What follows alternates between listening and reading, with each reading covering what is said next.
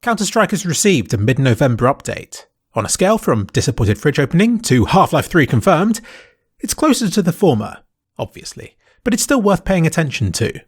For a start, CSGO has received a new sticker capsule, designed by the successful weapon skin artist, the Danny Dem, and is full of ranked stickers, which I will show here. These are the standard high-grade stickers, with ranks ranging between Silver and Global Elite. These are the hollow-grade stickers, meaning that they have a pretty colourful holographic finish. Oddly enough, these only range between Gold Nova and Supreme Master First Class. It seems the fancy variants of the Silver and Global Elite stickers have been reserved for the foil finish, and they do look nice. The Global Elite sticker shows a 3D looking reflective globe part in the middle, which I can't help but see in 3D, even though in digital reality, it's as flat as a normal map. CSGO dev over on Twitter even revealed a few of the Easter eggs with the silver ranked stickers. With the standard sticker, scratch it off and it leaves residue reading, "Sorry about the aim," and an awkward looking face.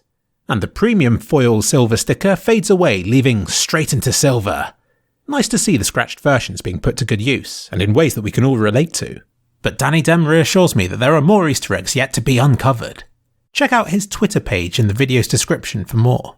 They fixed a bug with Panorama that had been bugging me.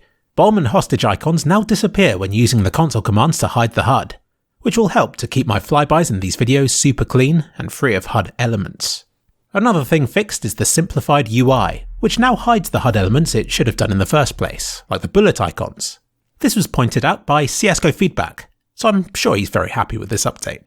People who disconnect from a server will now die and then fade out. This changes the gameplay a bit, dropping the items they were holding instead of sucking them into the void with them.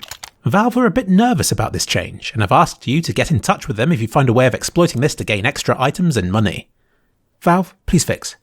Out of curiosity, I entered this console command to revert it back to how it was, and nothing changed.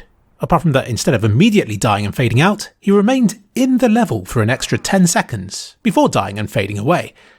Maybe I'm not doing it right. Subzero and Biome now have loading screen credits. That's this bit of text just here, crediting Tanuki and JD40 for their contributions to the respective maps. And the map Subzero has received a few changes too. What's interesting about changes to FMPWN's levels is that there are often many small adjustments not included in the patch notes. For example, take this update. Upper B has been simplified. You can see from before and afters here that the changes are minimal at best. Biggest thing is that it's gotten a bit brighter. Hop inside though, and you can see that these pipes have been cleared, and there are all kinds of small changes to the textures and their alignment. And perhaps this simplification extends to this bit nearer mid, where the floor has been made non-see-through. Before, people hidden below could snipe players stood above this grill. Next is this vent area here. Getting in here as CTs used to involve a raised bit followed by a drop the other side. But it's been flattened out. But with it, two game-breaking bugs have arisen. First, the vent frame no longer fits the opening. And second, you can see the sky through the grill inside. Valve, please fix. FMPWN, please fix. Pit has been made brighter. A simple before and after will do here.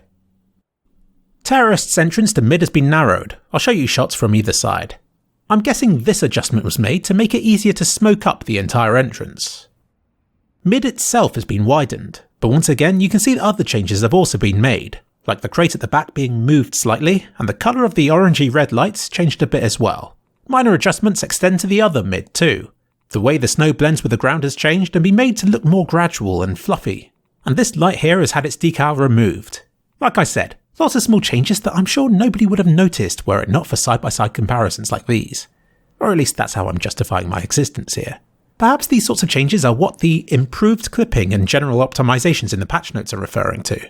Apparently the way the snow fell was also a bit buggy, so this has also been adjusted. But you can see that, at B, there's no snow until you step outside, and then it begins snowing inside as well. I'm sure this won't affect gameplay in the slightest. And that's the update. A bit boring compared to the others we've had lately. But don't let that stop you from playing the game. Have fun.